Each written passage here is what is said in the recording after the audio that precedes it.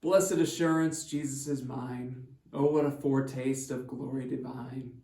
Heir of salvation, purchase of God, born of his Spirit, and washed in his blood. This is my story, this is my song, praising my Savior all the day long. This is my story, this is my song, praising my Savior all the day long. Perfect submission, perfect delight, visions of rapture now burst on my sight. Angels descending, bringing from above, echoes of mercy, whispers of love. This is my story, this is my song, praising my Savior all the day long. This is my story, this is my song, praising my Savior all the day long. Perfect submission, all is at rest. I and my Savior am happy and blessed. Watching and waiting, looking above, filled with his goodness, I'm lost in his love.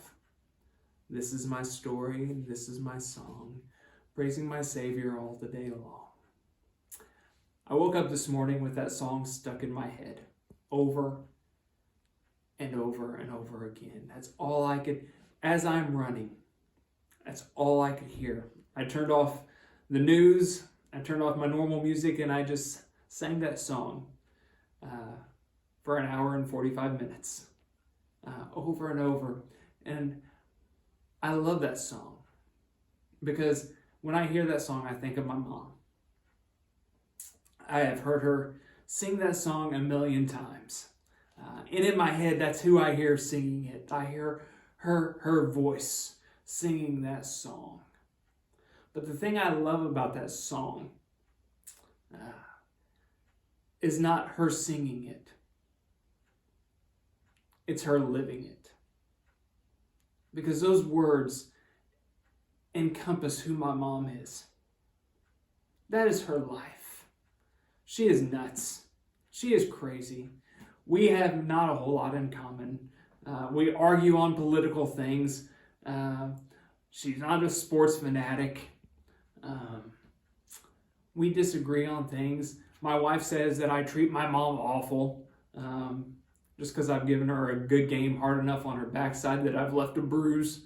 I'm not saying that I abuse my mom, but I have smacked her tush hard enough that it stings. I have given her, as my dad likes to remind me when she was laying on the couch, a Bushwhackers, the wrestlers, a kangaroo kick. I've treated my mom unmom-like, but there's nobody in this world that I love more than my mom.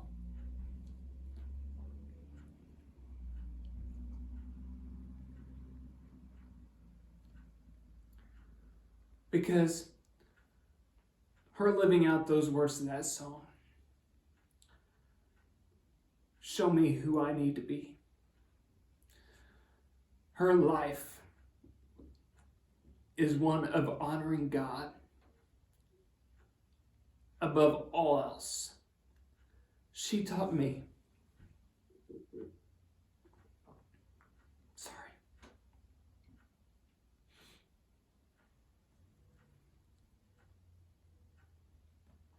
She taught me that there's nothing more important in this world than the love to our Father because of the love he gave us. In Matthew chapter 22, Jesus was approached by a young teacher and he said, "What's the greatest commandment?" And Jesus responded, "Love the Lord your God with all your heart, with all your mind, with all your strength." And the second one is just like it. Love your neighbor as yourself. He says, all the law that we have, and all the prophets, everything that they've taught hinges on these two commands: to love God and to love people.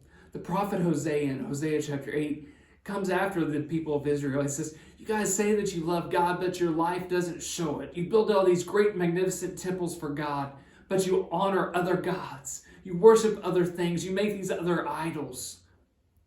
And that's what we do. On this earth, there are so many times that we focus on the stuff of this earth, that we put God second in our lives, that we go to church on Sunday morning sometimes. We praise his name sometimes. We worship him sometimes. Everything else gets in the way.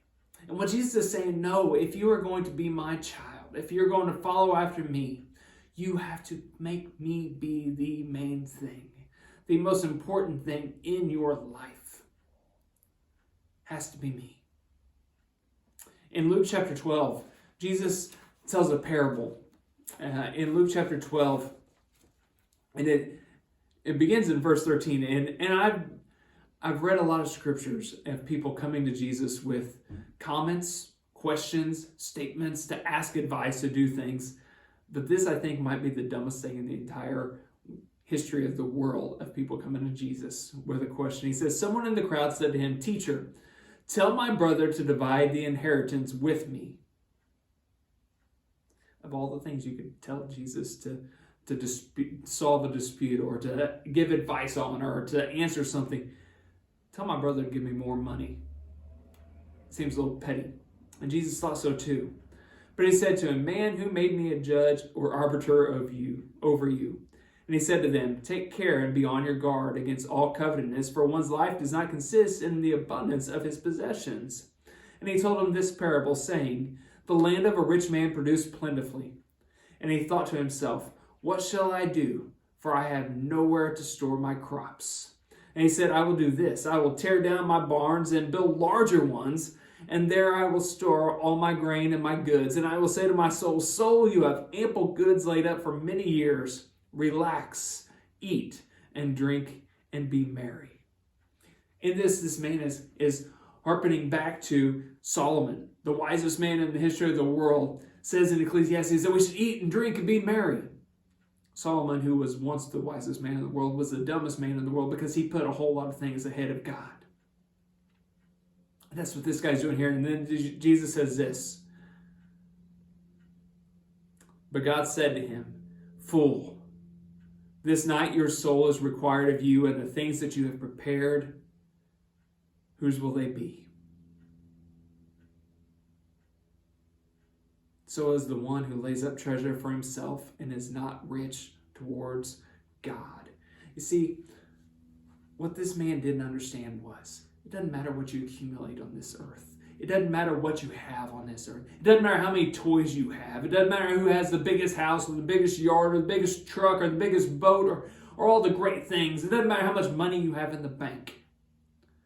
What matters is God the main thing in your life? Have you given everything? Are you storing up for treasures in heaven? Things that won't rust. In Matthew's telling of this parable, he says, you don't put stuff up like that moth and rust can destroy. Store for yourself treasures in heaven. Things that matter. What are you doing today? Where are you going? What are you saying? What are you hearing? What are you listening to? What are you seeing? What's going on in your life? What priorities are you making? Are they of God or this earth?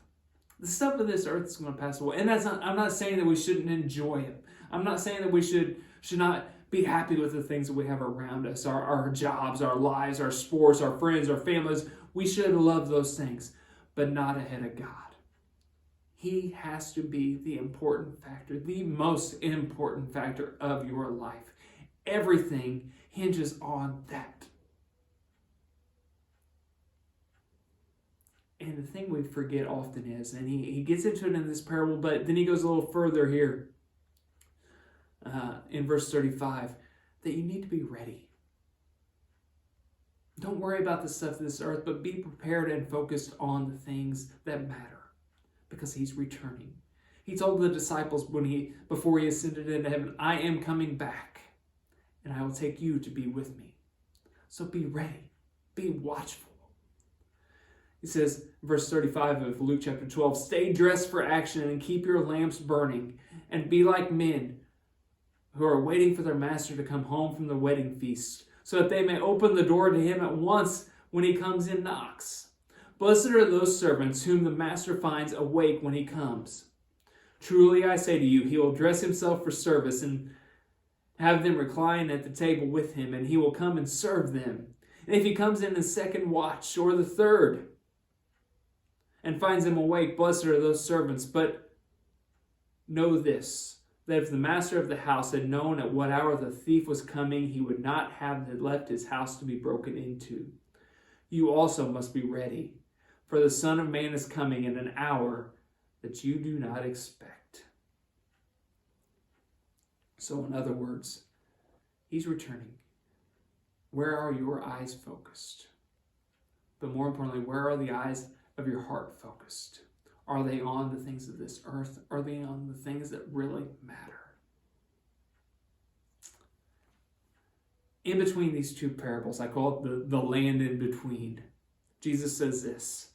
And he said to his disciples, "Therefore I tell you, do not be anxious about your life, what you will eat, nor about your body or what you will put on. For life is more than food, and the body more than clothing. Consider the ravens. They neither sow nor reap. They have neither storehouses nor barn, and yet God feeds them. Of how much more value are you than the birds? And which of you, being anxious, can add a single hour to his span of life? If then you are not able to do a small thing as that, why are you anxious about the rest? Consider the lilies, how they grow. They neither toil nor spin, yet I tell you, Solomon, even in all of his glory, was not arrayed like one of these. If God so clothes the grass, which is alive in the field today and tomorrow is thrown into the oven, how much more will he clothe you, O you of little faith? Do not seek what you are to eat and what you are to drink, nor be worried. For all the nations of the world seek after these things, and your Father knows that you need them. Instead, seek his kingdom, and these things will be added unto you. Fear not, little flock, for it is your Father's good pleasure to give you the kingdom. Sell your possessions and give to the needy, and provide yourselves with money bags that do not grow old, with a treasure in heaven that does not fail, where no thief approaches nor moth destroys, for where your treasure is, there your heart will be also. So the moral of this Mother's Day sermon: live like Faith assurance, with a blessed assurance, knowing that the treasure that she has stored up is in heaven, not on this earth. That the treasure she has taught her children to store up is in heaven, not of this earth. Don't be anxious or worried about the things that are going to come at you in this day and age, because there is a waiting for us an eternity in heaven for those who are his children. You see, my mom has taught me a lot of things, but the greatest thing she ever taught me, the most important thing a mother can teach her child, is you are a child of God. Start living like it. Make God the main thing in your life, and be ready for his returning. And in all things, trust that he's got everything under control. Because as his child, he will watch over you, and he will protect you, and he will guide you. That is his blessed assurance that he gives to us. Have a great Mother's Day, and have a great week.